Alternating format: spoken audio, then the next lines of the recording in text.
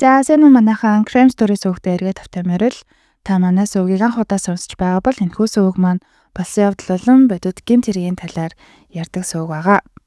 За энэ сард орох дугаар үдтэй маань Нами Юнио хадгаламж зээлийн оршоо хамтран ажиллаж байгааг таад маань сайн мэдж байгаа байх. Нами Юнио хадгаламж зээлийн хоршоо нь өлөдлөх болон автомашины үнэлгээг зах зээлийн үнэлгээнээс харьцангуй өндрөөр үнэлээд зээл олголтыг тогтмол хийж байгаа юм байна. За тэрнээс гадна өөр бусад санхүүгийн байгууллага буюу банк усууд дээр ч юм уу байгаа өндөр хүүтэй зээлтэй бол ямар ч шимтгэл авалгүйгээр зээлийг нь шилжүүлэх эсвэл нэмэлт санхүүжилтийг бол олгож байгаа юм байна. Тэгэхээр та эдэд маань өндөр хүүтэй апын олон зээлүүд ч юм уу хэрвээ байдаг бол тухайн зээлээ бага хүүтэй барьцаатай зээл рүү шилжүүлэх бодол байгаа л description хэсэгт байгаа утасны дугаарууд руу залгаад зээлийн талаар бүх төрлийн мэдээллийг авах боломжтой. За тэрнээс гадна санхүүгийн зөвлөгөө бас авах боломжтой шүү. Тэгээ та хэд маань залгаад мэдээлэл аваарай. Подкастнаас холбогдсон гэд бас хэлээрэй. За энэ удаагийн дугаараар та бүхэндээ 2023 онд Америкийн нэгдсэн улсад болсон нэгэн гэмт хэргийн талаар ярьж өгөхөөр бэлтгэсэн. Тэгээ энэ хэрэг маань жоохон онцгой муухай тэтгэлэгтэй учраас та хэддээ наанан сануулад хилчээд юм муухай юм сонсохыг хүсэхгүй байгаа бол энэ дугаарыг алгасаарай гэж хүсье. За ингээд шууд хэрэглүүгээ орцгоё. Өнөөдрийн дугаар дээр ярих эмэгтэйг Margaret Craig гэдэг. Би тэгээ цаашдаа Margaret гэд дуудаад явъя. За Margaret 1951 онд төрсэн нэг охинтой. Тэгээ залуу насныхын талаар болон нөхрийнхэн талаар ч юм уу гэр бүлийнхэн талаар бол тэнд дэлгэрэнгүй нээлттэй мэдээлэл бол байдгүй юм билэ. Ямар ч тач Margaret Caribbean тэнгисийн ойролцоох тийм арлын оронд төрөөд 1970-аад онд 20-од настай байхдаа Америкийн нэгдсэн улсад ирж суйшиж амьдарсан юм нэг эмэгтэй байгаа. Америкийн нэгдсэн улсад ирэхэд тухайн үед бол цагаач нарт хүчээр гэх юм уу сувилагчийн сургалтанд суулгаад сувилагчаар ажилладаг байсны нэг нь бол Margaret байсан. Тэгээ залуугийн л ерөн сэргэлэн цаваа бусдтай нийтж хичээнгүй байсан болохоор сувилагчийнхаа ажилд бол маш их дурлаж мэрэгшин багаагаар бүр мөнгө цуглуулж эхэлсэн. Тэгээд өөрийнхөө хэрэгцээнээс гадна гэр бүл рүүгээ хүртэл мөнгө явуулдаг болсон. Тэгээ Margaret Америкт ирээд хэдэн жилийн дараа нэгэн залуутай танилцаад гэр бүл болж 1979 онд охиноо төрүүлсэн.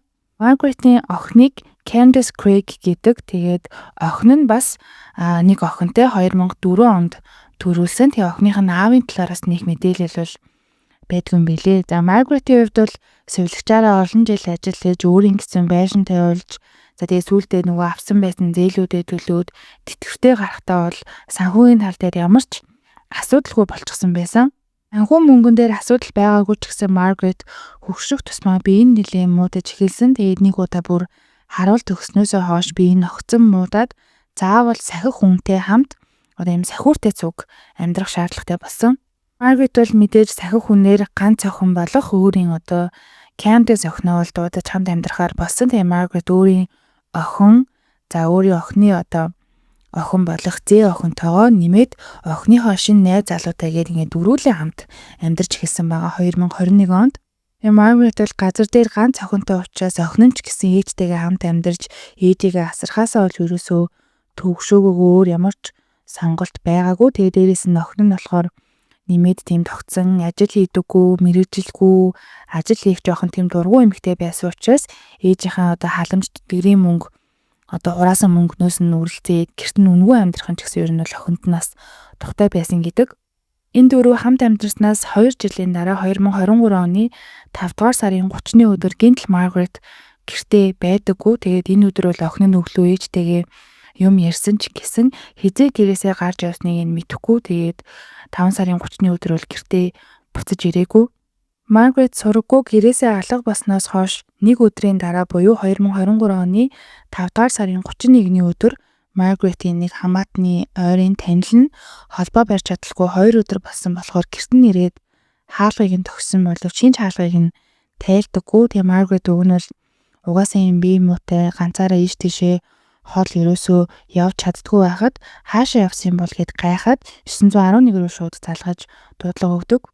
Америкт тэгээд нөгөө wellness check буюу хин нэг эрүүл саруул аюулгүй байгаасыг нь шалгуулж урддаг. Тэгээд тэр ирсэн хамаатан болохоор цагдаа нарт би ингээ Margaret-тэй холбогдож чадахгүй 2 хонолоо уг нь бол би ингээ ямар ч асуудалгүй холбогддог.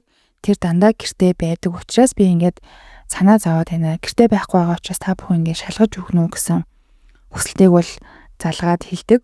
Гүн тэгээд энэ хамаатан нөгөө Маргареттэй холбогдож чадахгүй байсан учраас охин руу нь бол хэд хэд удаа залгасан байлээ. Тэгээд залгаад асуухт нь бол Candace гээд охин нь ээж хаяа ингээд алга болчт юм аа. Ингэсгээд ирэх байхаа гэсэн хариу дандаа өгөөдөөсөн. Тэгээд энэ хамаатныхын хувьд болохоор ерөөсөн ийм тохиолдлыг мэдэхгүй байсан учраас тэгээд охин нь хэдий сандарч балмагдахгүй байгаа ч гэсэн энд энэ одоо элдвээ юм болсон байх үе гэд санаа зовоод тэр хамаатны хүн нь бол ямар ч 911 төгөл дуудлага өгсөн байгаа. Тэгээд тэр дуудлага өгсөн хүн нь болохоор охин руу нөгөө бас гэрт нь очиход байхгүйсэн учраас мессеж бичүүлдээсэн. Би сая ингээ 911-т дуудлага өгсөн. Одоо эрүүл саруул аюулгүй байгаа гэдгийг шалгуулахаар дуудлага өгсөн. Одоо танаа гэрт очих байхаа чи гэртээ байхгүй байна. Айж балмагдах одоо хэрэггүй шүү. Гэхдээ Маргаретийг ингэж алга болсон нь хэвийн зүйл гэж би бол бодохгүй байна гэд охин руу мессеж бичсэн чинь охин зүгээр юм лайк уртаас нь явуулдаг. За ингээд цагдаа нарын ийм дуудлага авсныхан дараа нөгөө хамаатны хүнтэй цуг Маргаретийн гэрт нь ирэхэд Candace ерөөсөө нөгөө охин нь хаалгаа тайлахгүй байсан хэрнээ цагдаа нарыг ирэхэд бол шууд хаалгаа тайлсан. Цагдаа нарыг ирэхэд ээж нь одоо ингээд алга болоод хоёр хонжогт бол Candace бол би ямар ч юм айсан санаа зовсон шинжүүл байхгүй. Тэгээ зүгээр цагдаа нарт манай ээж ингээ хаана ингээ алга болчт юм аа. Тэгэхдээ найз охтойгоо ч юм уу ийш тийшээ явчихад буцаад ирдгээ. Өмнө нь бас ийм тохиолдлууд хитэд болж исэн. Тэгээ 1-2 хоноод өөрөө ирчдэг болохоор зүгээрээ. Хэрвээ өнөөдөр ирэхгүй бол би бас жоохон цаанаа санаа зовж исэн болохоор өнөөдөр ирэхгүй бол би цагдаа нарт мэдгэдэй гэж бодож исэн юм аа гэж шууд хэлдэг. За тэгээд мэдээж хэдий одоо өвчтөе эмчийн хяналтанд байдаг 71 настай ийм хүн ч гэсэн Margaret ч гэсэн хувь хүн том болсон хүн учраас цагдаа нар бол нөх бас тоогоогүй яваад өгсөн. Тэгээ өмнө нь бас ийм тохиолдлууд хэд гарч ирсэн ингээд төрсөн охиных нь мэдүүлэг эхэлж яхад бол цагдаа нар бол за буцаад тэгвэл ирэх юм байна. Хэрвээ ирэхгүй бол бид нар дахиад ирье. Хэрвээ ирвэл чи биднэрт ингээд мэдээлэл өгөөрэй гэж хэлээд буцаад явчихдаг. Тэгээд цагдаа нарт одоо энэ Candace-ийн хамтлаг Margaret-ийн алга болсон байгаа энэ бүхнийг сэжигтэй санагдаагүй ч гэсэн нөгөө хамаатны нөгөө хүнд нь бол дуудлага өгсөн залууд бол сэжигтэй хэвээрэл санагдаад байсан. Тэ сэжигтэй гэхээсээ илүү одоо санаа зовсон гэх юм уу яасан юм болоо энэ тэнд унаад өгсөн байх вэ? Угаасаа нөгөө эрүүл мэндийн олон асуудалтай учраас энэ тэнд одоо муу зүйл тохиолдсон байх вэ гэж санаа зовоод байсан юм шиг байгаа. Цагдаа нар ирснээс хойш Margaret гэртээ ирэлгүй дахин 2 хоног болоод 6 сарын 2-ны өдөр болсонд нөгөө хамаатны залуу нь бол за одоо бол ингэ болио цагдаа нарт хэлье санаа зовоод байна гэж 911 рүү бол дуудлага өгсөн. Тэгээд цагдаа нар дуудлага авснаас хэдхэн минутын дараа буюу 2023 оны 6 сарын 2-ны өдөр 1 цаг 37 минутанд бол Margaret-ийн гэрт 2 өдрийн дараа дахиад ирсэн байгаа. Цагдаа нарын гэрт нь ирэхэд Candace дахиад хаалгаа маш таймнэр нэгээд өө та дахиад ирчихсэн үү? Ээж маань ирээгүй л байна. Гэтэ санаа зовох зүйл байхгүй дээ гэж хэлсэрлээсэн. Тэгээд та өнөөдөр ирэхгүй бол бид нарт дуудлага өгнө гэсэн яасан бэ? Танаа одоо энэ хамаатны залуу чинь бид нар дахиад дуудлага өглөө. Ээж чинь алга болоод 4 хончихсан байна. Яагаад одоо дуудлага өгөхгүй байгаа юм бэ гэхэд нь бол би бол яг өгөх гэжсэн юм аа. Би өнөөдөр 4 хонсон. Тэгээ өмнө нь 2-3 хоноод ирчихдэг байсан учраас өнөөдөр 4 хонсон. Тэгээд өнөөдөр яг би дуудлага өгөх гээд бас ингэж хүлээж илээ. Охины өрхийг хүлээж илээ гэж хэлдэг. За ингээд Margaret алга болсноос хойш 4 өдөр болсон. За тэгээд 4 өдөр болсон учраас цагдаа нар бол аль бие усаар түүнийг хайх ажиллагааг эхлүүлээд хамгийн сүүлд одоо Margaretтэй уулзсан охин болон зээ охиноос нь мэдүүлэг авахар цагдаагийн газар бол авчирдаг. За тэгээд Margaret-ийг бол хамгийн сүүлд хизээ харсан, ээж нь хаашаа явсан бол яагаад дуудлага өгөөгүй, өмнө нь хаашаа яваад хизээ ирж ирсэнгийн цагдаа нарт бол асуулт бол маш олон байсан. Candace-ийн хувьд бол тэгээд ер нь нэлээ юм нуруу муутай юм бэлээ. Тэг хүнд юм өрөхгүй, ачаал өгөхгүй бол уг нь гайгүй байдаг ч гэсэн мэдүүлэг авах цагдаа орж ирээс өмнө яг нөгөө мэдүүлэг өгөх өрөөндөө орж ирэхдээ Candace бүр өөрийнхөө нурууг ингээд байн илээд базлаад нуруу нүвдөөд байгаа нь бол бүр ийхт мэдгэдгээр үйлдэлүүд бол гаргаад идэг. Ингээд 2021 онд цус хараснаас хойш би энэ нилээ муудаад энэ 4 хүн бол ингээ хамтдаа яг 2 жил амьдсны дараа Margaret бол гинт алга болчихсон. Candace болон охиноос нь хоёулангаас нь мэдүүлэг авсан. Тэзээ охиноос нь хамгийн сүүлд эмээгээ чи хизээ харсан бэ гэд асуусан чинь зэн би эмээгээ энэ 7 хоногийн мегмар гарагт буюу 4 өдрийн өмнө 5 сарын 30-ны өглөө ажилдаа явахаас өмнө ойролцоогоор 11 цаг 30 минутын орчимд ажилдаа явлаа гэж хэлэхээр өрөөнд нь орохдоо харсан. Өрөөнд нь ороод би эмээдээ одоо явлаа гэж хэлчихсэн боловч эмээ маань ингээ хөрхрээд унтчих шиг байсан. Тэгээ би сэрээгээгүй шууд гараад явсан гэдэг мэдүүлэг өгсөн. За харин Candace-ийн хувьд болохоор охин маань 2 дахь өдөр эмээгээ ажил руугаа одоо гарахаас өмнө харсан юм билий. Би ч гэсэн тэр өдөр ээжигээ хамгийн сүүлд харсан. Хизээ гэрээс гарч явсныг нь бол би хараагүй мэдгүй байна гэж хэлдэг. За тэгээ ер нь бол ямар ч тач ээж охин хоёрын Margaret-ийг хамгийн сүүлд харсан өдөр нь бол яг ингээд таарч байгаа ихний ээлжинд. За тэгээ Candace үргэлжлүүлээд ээжийг би алга болохоос өмнөх өдөр нь буюу даваа гарагт одоо 5 сарын 29 гэсэн үг. Даваа гарагт нь би энэ муу ах шиг харагдахаар нь та зөвөөрөө гэхэд ээж юусоо дуурахгүй байсан. Тэгээ би хоол хийчихэд өрөөнд нь оруулаад өгөхөд бас идэхгүй байсан. Тэгээ хоолоо идэхгүй хэсэг байж агаад ээж маань уцаар ярьсан. Уцаар ярьж дуусчаад уйлаад байсан. Тэгээ би яагаад уйлаад байгаа юм бэ та гэд асуухад надад бас юу ч хэлэхгүй байсан. Тэгээ ээж ямар нэгэн зүйл нуугаад уйлаад ямар ч тийм гунигтай байгааг нь бол би харсан гэдэг мэдүүлэг өгсөн. Тэгээ мэдүүлэг өгч байхдаа бол нөгөө байнгын л нуруугаа илээд массажлаад их л завиуртай тухгүй байгаа нь бол харагддаг. Margaret-ийн хувьд бол жолоо барьдаггүй, эрүүл мэндийн хувьд ч гэсэн асуудалтай, удаан ганцаараа алхаж чаддаггүй ийм хүн одоо гинтл хаашаа явах боломжтой юм болоо гэж цагдаа нар ингээ нэлийн гайхсан байдалтай асуусан чинь би ч гэсэн сайн мэдэхгүй байна. Өмнө нь гэхдээ ээж маань 2-3 удаа ингэж алга болж исэн.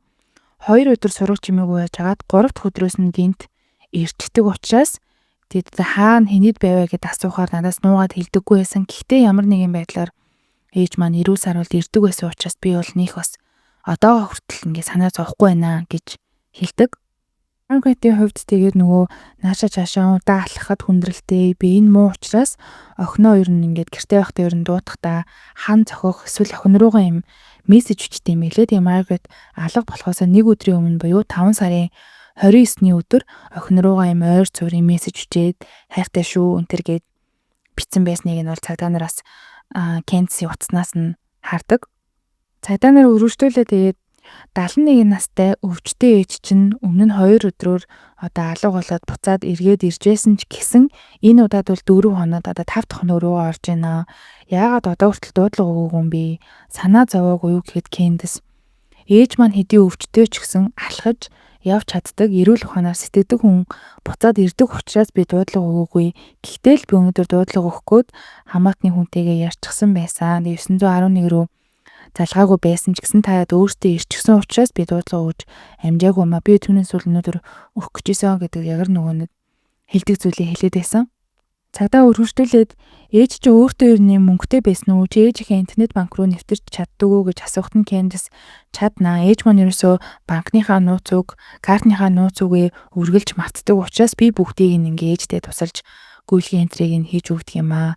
Ээжд маань гэхдээ карт байхгүй учраас түүнд бол мөнгө авахгүй байсан. Өнгөрсөн 4 өдрийн одоо 4 өдөрт бол ямар ч гүйлгээ данснаас нь гараагүй байгааг бол би одоо интернет банкаас нь бол харсан гэсэн чинь цагдаа нар бол бүр гайхаад мөнгөгүй, машин барьж чадахгүй, эрүүл мэндийн асуудалтай хэрнээ хаашаа явчихдаг байна гэл ингээл гайхаал одоо сончсон маягаар Candace-аас асуугаад байсан. Candace Margaret хоёрын харилцааг ер нь цагдаа нар асуухад би ээжийнхээ одоо ганцхан охин нөө тэгээ аавас минь салаад удаж байгаа учраас бид хоёр яг л одоо бусад ээж хоёр шиг маш татан байдгаа. Тэгээ түүний бие муутахад ч гэсэн түүнд дуудах хүн байхгүй. Би сүүлийн 2 жил ээжээсээ нэг ч удаа холдоогүй гэд яг энэ асуултыг бол бас охиноос нь буюу одоо зээ охиноос нь бас цагдаа нар бол асуусан.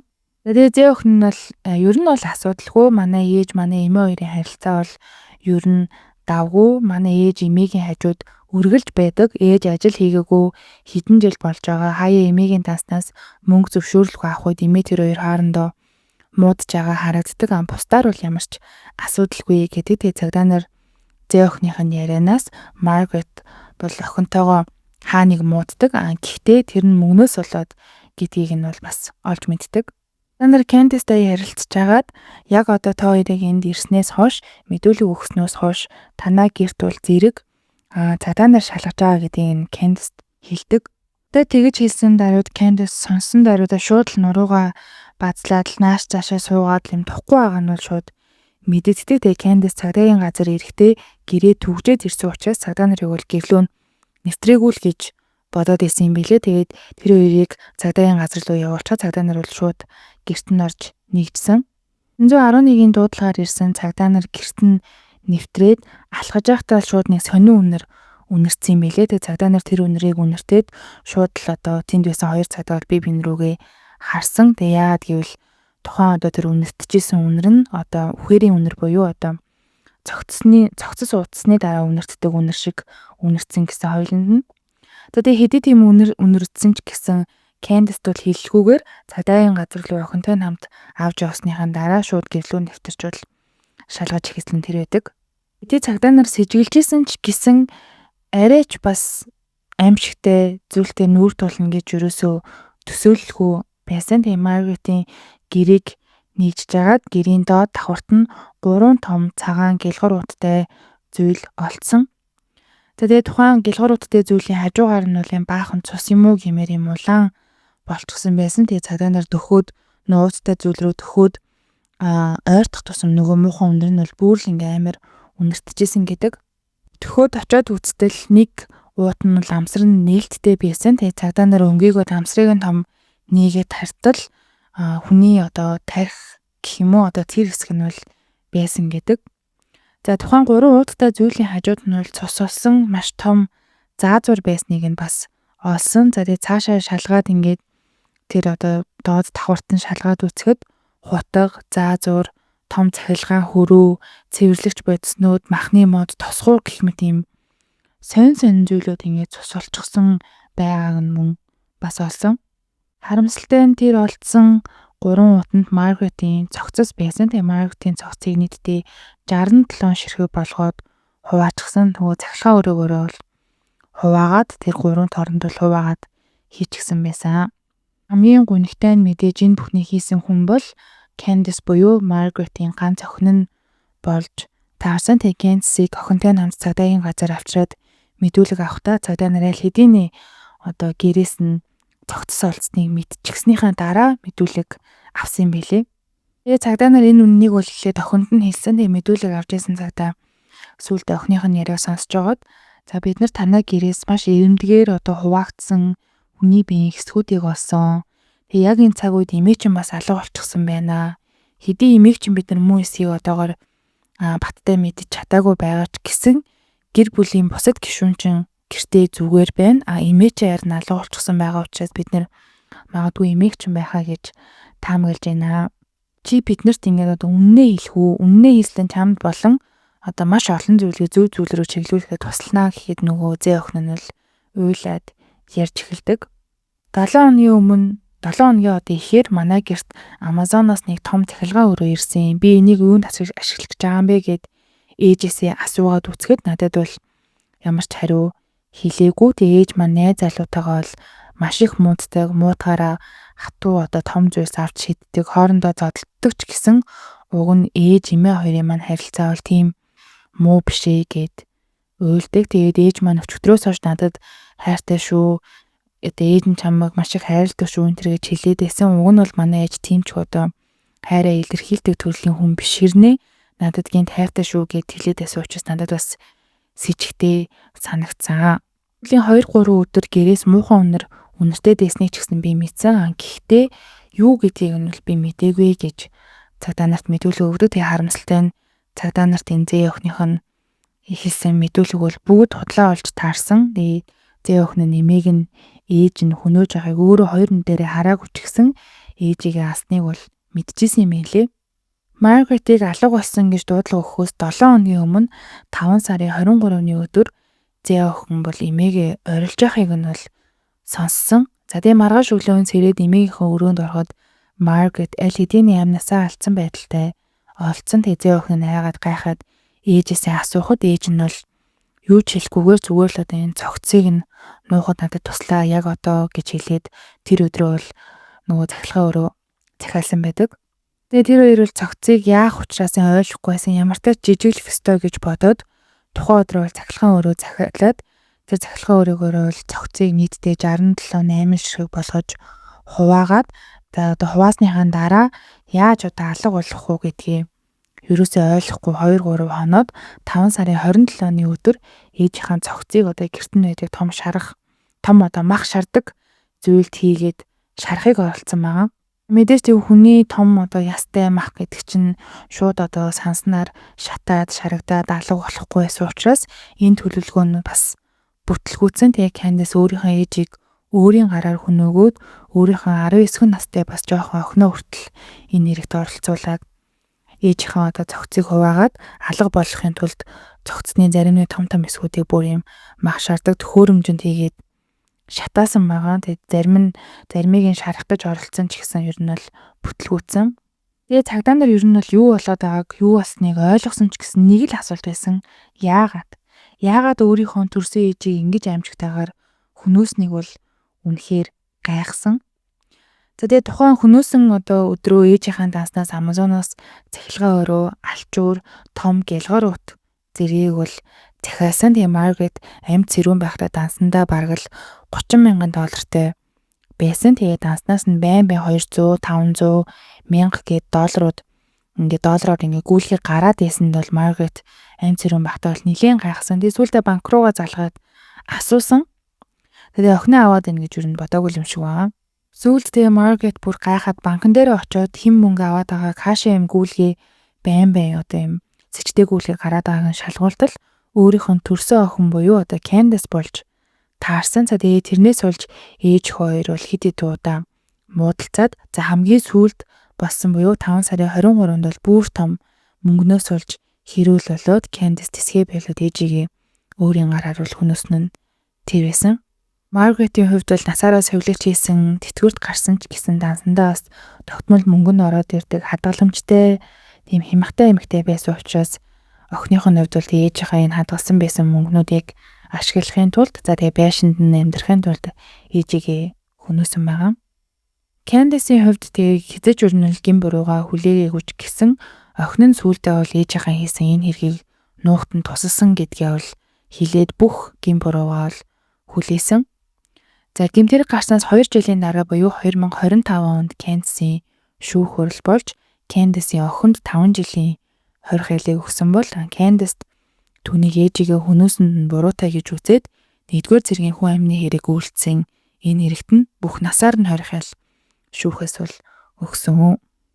Тэгээд одоогийн байдлаар бол ээж хүн хоёр хоёулаа шорондоо ялаа идлээд байж байгаа.